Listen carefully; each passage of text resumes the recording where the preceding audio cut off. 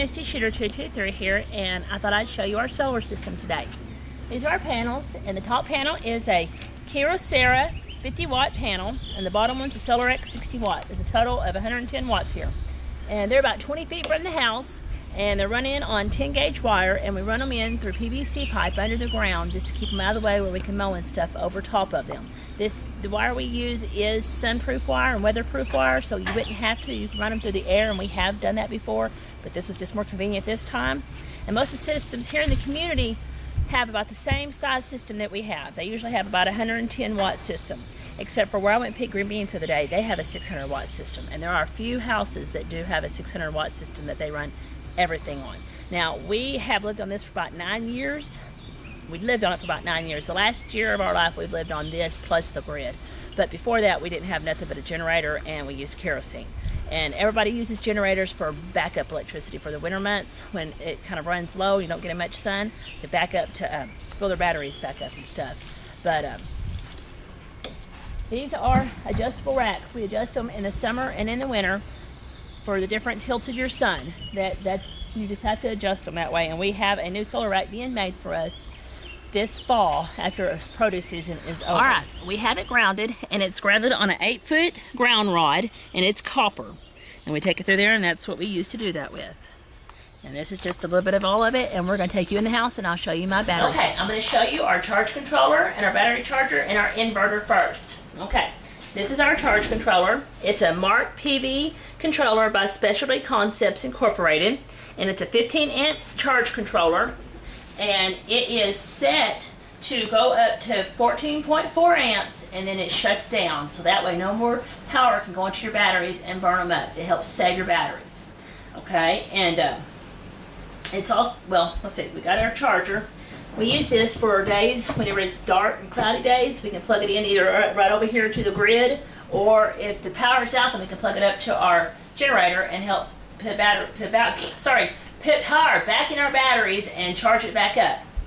Okay, we can run on the inverter here.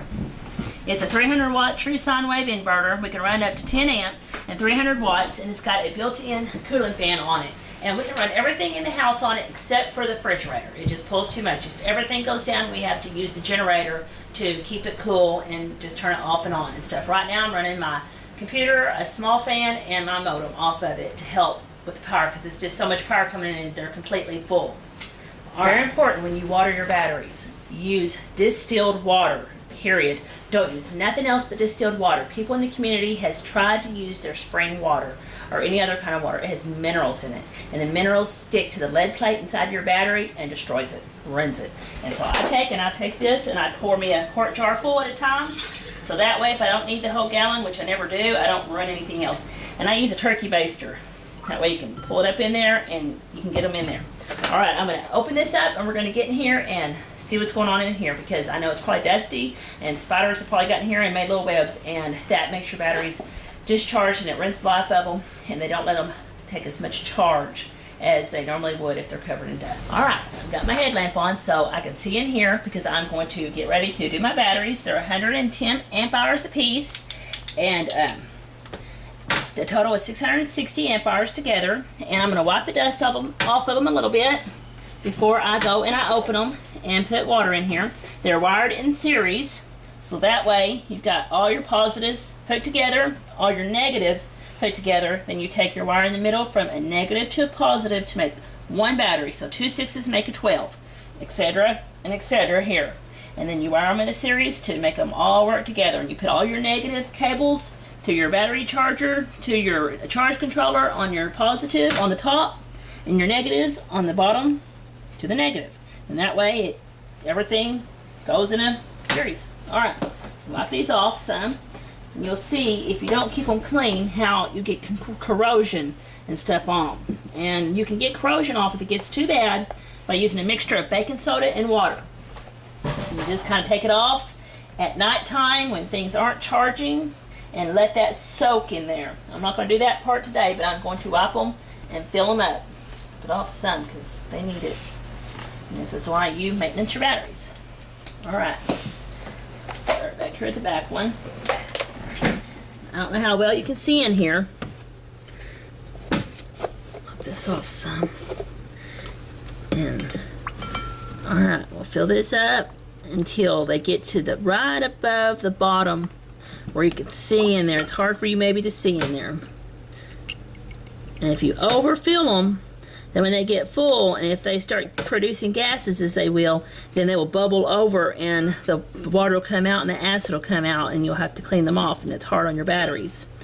And also another thing you want to do, if you have them in the house like we do, we have them in a cedar box here, you want to take down here and look, and put your piece of PVC pipe and drill a hole out your wall so the gases have a way to escape from here. Alright, I'm going to fill these up. I'll be back in just a little bit. Okay, this is my last battery to fill, and it's okay to get a little water on top of your batteries. It helps you get them a lot better clean. And something also I'd like to say is, you know, you should do this preferably at night after your charging has stopped totally. It's just better on your batteries and the whole thing, but I'm doing it here during the day because we're cleaning, it needs to be done. And it won't hurt. But you should do this 4 times a year. So that way you keep regular maintenance on there, and make sure you get this on good and sealed and good and tight, because if you don't and this is halfway off, it will dry your battery out and it will run it. Alright. Okay. Another thing, I want to say another couple things. If you get acid on your fingers, use vinegar to wash it off. It'll help neutralize the acid on there, and it won't burn. It'll help that. And also, I wired these batteries by myself. Mountain Man taught me how to do this years ago because he believes it's important that I know how to do everything that I can possibly do, and the girls too, and all of our children, you know, because you may not always have someone there to do it for you. You need to learn how to change your oil or do your batteries and wire your own stuff up and just do things for yourself. That way you're not dependent on somebody else or another man to do it for you all the time, because a lot of women depend on men to do these things for them and take a lot of stuff they really shouldn't have to take because of it. And that's just not right, you know. I've got a good man and everybody else don't, so that really helps. But also the West ladies, you've seen them on some of my videos. We also went over and Mountain Man, we put their solar system up, and then I wired it all into their house. And when they need maintenance done, I go over there and I've taught them how to maintenance it, or if there's any wire work, then they call me and I go over and I do the wire work for them. But we've set their system up, and we've helped with a couple of other systems. But this is just the best thing to have. You should always have something like this for backup, because you're going to lose your electricity. We lose ours quite often here in the county we live in. And Mountain Man lives, and he has to have a CPAP machine at nighttime to breathe. So if the power goes out, there's so many people that do live on them nowadays, and I have come to find out, I don't know what they do if they don't have a backup system. They just don't sleep or take a chance of dying in the middle of the night. Alright, I hope y'all enjoyed that, and I hope you learned something from it, and I hope you have a good day, and God bless. I keep my eyes wide open all the time. I keep the ends out for the tie that binds, because you're mine. I